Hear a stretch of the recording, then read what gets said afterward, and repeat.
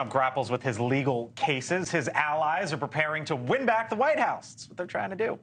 Axios obtaining the Trump job applications from the Heritage Foundation's Project 2025. Now, the questionnaire covers a broad range of issues from education to immigration. So this is, look, Donald Trump, when he got into the White House, day one, they were flat-footed. They weren't ready.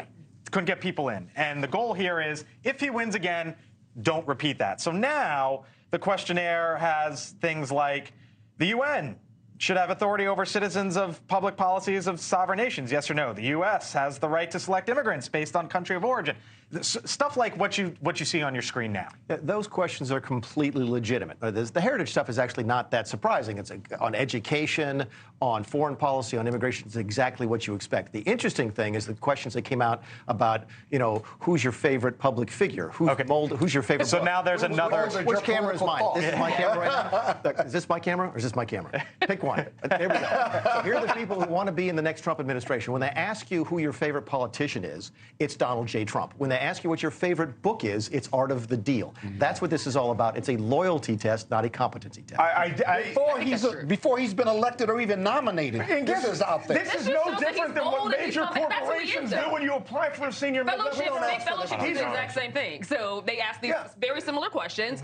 Favorite book, who do you look up to? They ask questions that are along those lines, in addition to policy-related questions to align with whatever organization it is that you stand under. I don't think that those questions are problematic. Him jumping out in front and doing this now just tells us what we already knew about Donald Trump. He's, what, 40-plus percentage points against other Republicans here? He sees this as a win. The Democrats have been keeping databases like this for years. The Republicans were caught flat-footed. This is about filtering out people that, how shall I say, are Romney Republicans from joining the next administration, but also making sure you he also doesn't want the Republicans that he had in the last administration who now have plum spots on ABC but it's also about making sure against him. It's also about making sure you put people in the right positions. You're not going to put an open borders person at the Department of Homeland Security. Well, but this is also about Blake's point is correct, which is they did get caught flat-footed last time. It took time to find. They didn't expect to win. They do expect to win this time. It's not inappropriate to start this now. Is Trump acting like he's going to win?